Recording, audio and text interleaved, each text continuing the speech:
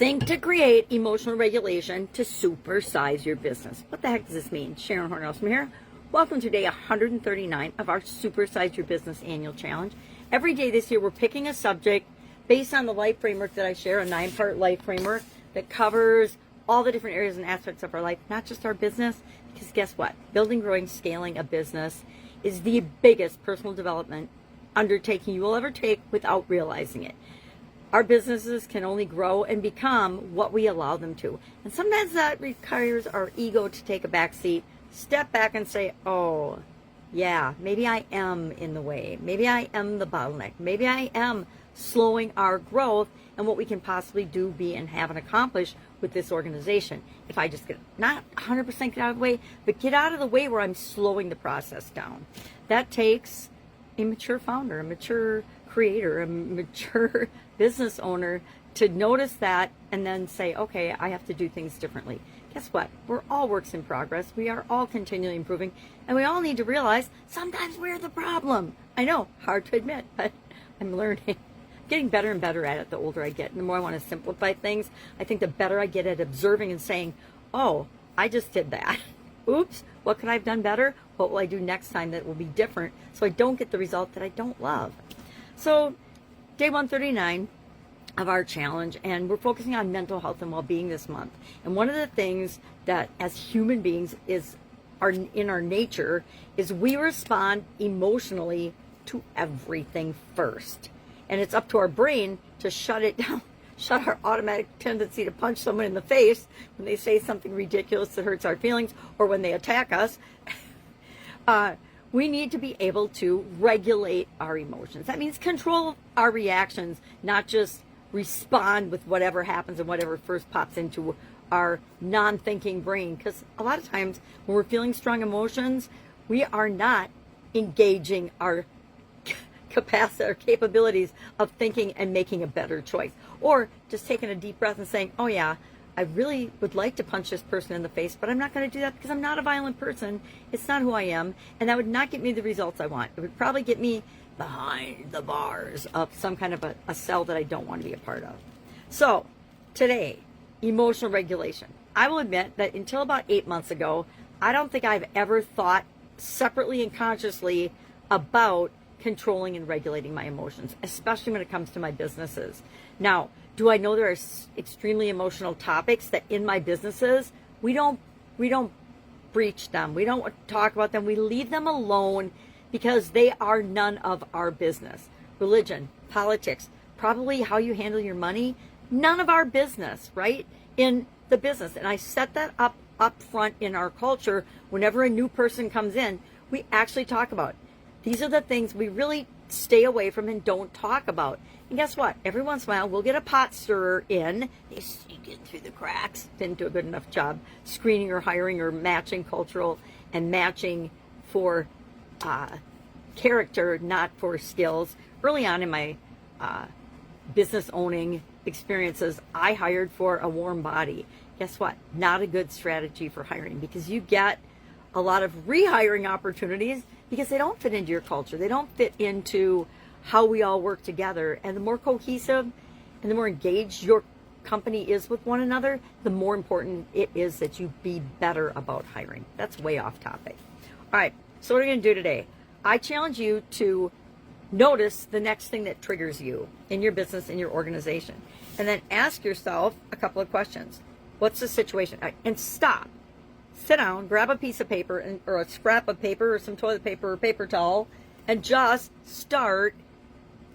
What did you notice? What triggered you? How are you feeling right now? What is the strong emotion you're experiencing right now? And you can only do this for yourself. You can observe other people, but you have no idea what's going on with them. So the best way to handle this is to do it for yourself and then let other people see you doing it, and then let them model and be the role model for this particular behavior. So you're going to notice it. You're going to write it down. You're going to say, okay, what and how? You're going to pause for sure. Do I really want to respond, not just react and fly off the handle about whatever the current situation is? Now, if it's an emergency and someone cut off their finger, deal with the emergency and think about it later, right? And about how it was handled. I've actually had to do that on more than one occasion. So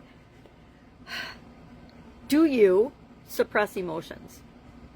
I will admit, in corporate America, I suppressed a whole lot of emotions because in many of those situations, I was the only woman, and men already assume that women are super emotional. And to be honest, I am super emotional, and I know I am. When I was a kid, my family used to tell me to pop the cork, so that gives you an indication of the kind of child I was. I was a very emotive, very involved, very engaged, very active child. But I did not like pop the cork. It did help me to regulate and control, and it helped other people outside of me to show me when I was about to go off the rails. But it usually, and in very many instances, had the opposite effect. Sometimes I would take a deep breath and walk away, but also other times when I was little, and I'm glad I learned how to do this when I was little, it would have me explode immediately, which was, I think, the opposite effect of, I think it was my dad that made it up, that said, pop the cork, Sherry, for the first time. And then everybody else, of course, thought it was a great idea, especially my sisters, the first couple of times when I exploded about something. I don't know why I'm telling that story. I hadn't thought about it in years. And look at it, now it makes me laugh, and it used to make me just want to cry. All right, so find an event like that. What's something that triggers you? Analyze it. Ask yourself, why does it trigger me? Why does this trigger me? I'll give a quick example. I'll try to be quick because I'm definitely not being quick today. In my Italian food manufacturing business, that's the longest running business I had. I ran it for 35 years. And in it, one day I was frustrated. I was feeling super duper frustrated. And I went into my office, I sat down, and I looked out the window, and I asked myself, WTF? Because that was my ongoing question back then, at the time that I had this experience. And that is not a very empowering question, and we'll talk about that someday this year for sure. But I said, WTF? And then I realized that I was feeling super frustrated. So I just scribbled frustration and frustrated on a piece of paper. And I thought about, well, what is my definition of frustration? Why am I experiencing this and feeling this way like every single day? Because I went through a phase where I felt frustrated and upset and anxious. Not anxious, I'm not an anxious person, but I was frustrated and upset. And I realized that my current definition of frustration was anytime something was taking longer than I thought it should, or anytime that something or someone wasn't doing what I expected them to, which, okay, if you ever run your own business, how often is everyone in your organization simultaneously to 100% of their capability and ability doing what you expect them to? Like zero. It's probably negative, but I was like, when I realized that that was my definition, I burst out laughing. And I'm sure the people in the kitchen were like, what in the heck is she doing? What's she thinking about? But I started to laugh because I realized I had set myself up to feel frustrated every day, because it was super easy for me to be frustrated, right? It was like, it was an automatic. I was automatically going to be frustrated every single day, not only with other people, but with myself, because I was never going to measure up to my expectations of myself and not meet my definition of frustration. So I remember earlier I had learned from Tony Robbins a long time ago that if we want to change something, the only person that can change it is us. And we can change it the quickest by changing our state or doing something different. But I've been doing and trying that, and it hadn't worked. I needed to change my definition of frustration and what it took for me to actually experience that emotion. So nowadays, it's a lot harder for me to get frustrated. I have noticed that, like any other thing we try to change about our life, sometimes something else will happen to trigger that for us, and we'll go back into that old pattern of behavior. As much as we've changed it, as much as we think we've taken care of it, it'll still pop up and rear its ugly head to see if we're serious. To see, am I serious about redefining my definition of frustration and holding myself accountable to that? And I realized with my granddaughters, yes, because I had defined frustration as if I ask them to do something 3 times or more, I'm frustrated. Really? How many people have dealt with toddlers in their life? I say that's the second biggest personal development project that we undertake and undergo without ever actually planning it up front. Having your own business and having kids and raising a family, those two are the biggest ways that you will grow in any area and aspect of your life, in my humble opinion. All right, so what are we going to do today? want you to find that. I want you to write it down. I want you to question it.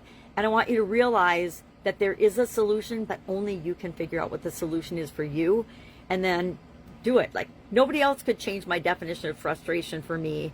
Nobody else could have told me, Sharon, you're frustrated every day. They just thought I was angry and upset and short and anxious and not being the best possible version of myself. They thought I was ornery all the time, which they probably assumed it was something outside of work, but it was everything. All right. So that's our topic for today. Share in the comments below if you have any questions or comments. I challenge you to share the emotion that gets triggered for you today. You don't have to say anything with the word. Maybe it's anxious. Maybe it's comparing myself to others. Maybe it's doubt, worry, fear, frustration. Whatever it is for you, just share the one word in the comments below. And we're going to assume that you went through the process of altering that.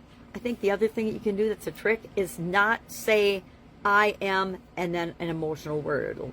I am angry. And you might be angry. I am feeling angry right now at this moment. I am feeling upset, anxious, doubt, worried, because we can feel an emotion and not have that be who we are or take that on as part of our identity, heaven forbid. All right, that's it. Have an awesome day. Oh, almost forgot. Join me in school. Supersize Your Business School community is open. Freemium, so you can join for free. Tons of things are going to be happening in there, starting a mastermind July 1st.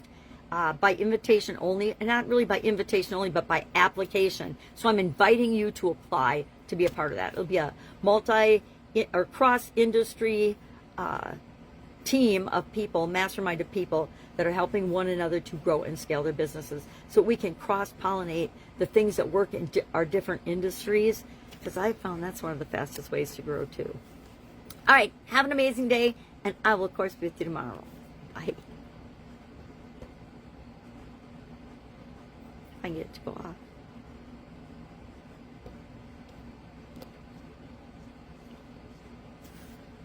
We're having a slow